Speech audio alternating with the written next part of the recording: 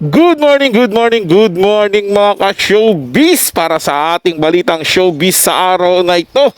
Latest update sa Barda, Barbie Fortesa, kumpirmadong kay David Licauco lang. At ang video na yan ay hatid po sa atin ng Barda Fans Vlog. Nasa description po yung link na kanyang channel. Bisitahin lang po at pakisuportahan din. At syempre huwag niyo pong kalimutan na mag-subscribe dito sa ating channel at hit ang notification bell para laging mauna ka pag may mga bagong balitang showbiz. Panoorin at pakinggan ang buong detalye at ikaw na ang humusga.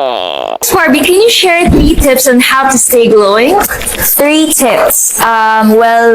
First of all, we need 8 hours of sleep. Importante yan. Second is water. That is true, especially kapag mainit yung location, mainit dun sa lugar kung nasaan ka. It's very good to stay hydrated. And syempre, last but definitely not the least, 9 Young Basic Collagen Drink. Para talagang glowing yung skin mo. It helps with skin elasticity and it also improves your health all over.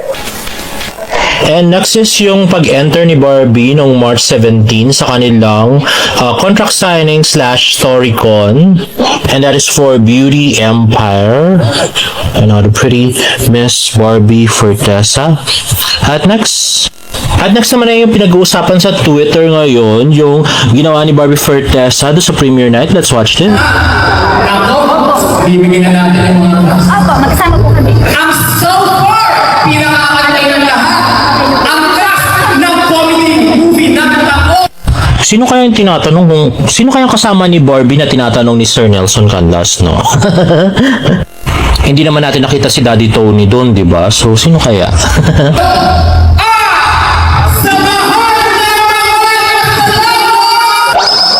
So, unang-una sa listahan natin. Alright. So we have Sherman Gaite, Pat Manulan at Gian Gabriel! Isang to sa pinakamakulit na kasta sa pangalan. Ayun na nga guys, photo booth yun. At ang pinili nga ni Barbie doon sa mga words ay kay David Licauco lang ako. O di ba? Grabe. Talagang si Barbie wala nang takot, no? Kahit na kahit iba pa siya na parang humahabol siya yung humahabol kay David. Okay lang sa kanya, no? Grabe. Super in love.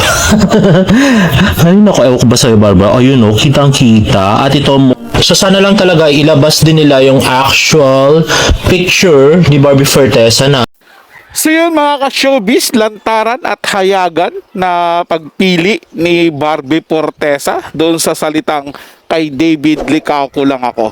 Para sa akin mga ka-showbiz, hindi yun basta-basta yun ang pinili mo dahil yun na nagustuhan mo yung salita, kundi yun talaga ang sinisigaw ng iyong damdamin. Kasi ikaw, di ba, hindi ka pipili ng isang bagay kung hindi mo gusto at hindi yun galing sa puso mo. Ako'y naniniwala na pinili ni Barbie yung ganong salita sa dami ng pagpipilian. Yun ang pinili niya na ang sabi doon is kay David Licauco lang ako. Is yun kasi yung gusto niya talagang mangyari sa buhay niya, sa sarili niya. Na kay David lang siya. Doon niya po siguro nakita kay David Licauco yung tamang tao na mag-aalaga at magmamahal sa kanya. Yun po yung para sa sarili ko.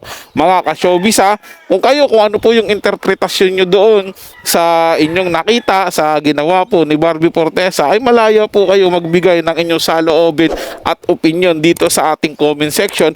Pag-uusapan po natin yan. Pero para po sa akin, yung ginawa po ni Barbie Fortesa ay hindi po yung sinasabi na lakas ng loob, hahala na, mabas siya, na piling naghahabol siya kay David. Hindi po. Kumbaga ipinapakita niya po yung pagiging natural na tao niya, yung natural na nararamdaman niya, na natural na kung ano po yung gusto niya, ayun po talaga yung pipiliin niya. So nagkataon po na ang nakalagay doon is kay David Licauco lang ako. Yun po kasi yung nasa puso niya talaga, na dito lang ako sa tao na to. Eto na yung gusto kong tao, na sa tamang tao na ako.